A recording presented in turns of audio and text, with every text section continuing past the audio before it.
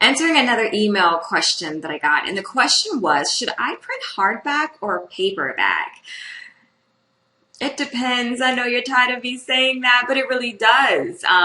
What I would recommend that you do is you check what other books that are written in your industry. If the books in your industry tend to be in hardback, then that's the direction you want to go. If it fluctuates, then it's just really a personal decision.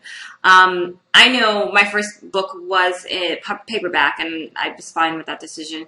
And I know with the second book, I wanted it to be one of those books that people keep going to, and it is sturdy and that type of thing. So I went in the hardback direction. It's definitely easier to lug a whole bunch of paperbacks than hardbacks. But also in my decision with the second book, I knew I wanted to respond more to traditional media.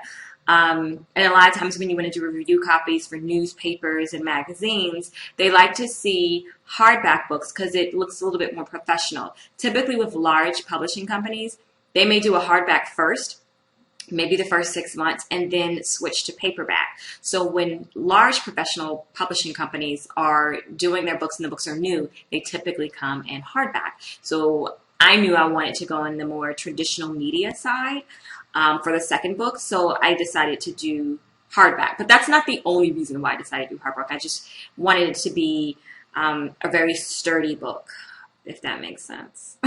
A very sturdy book. That sounds crazy, right?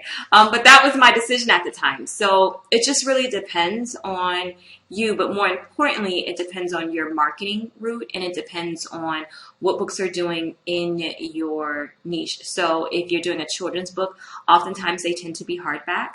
Photography books tend to be hardback. Cookbooks tend to be hardback because if you're cooking, you don't want like some batter to get on a paperback cover and now it's destroyed, you know? So just check and see what your books are in your niche or in your industry, your book industry, and determine that way. So I hope that helps.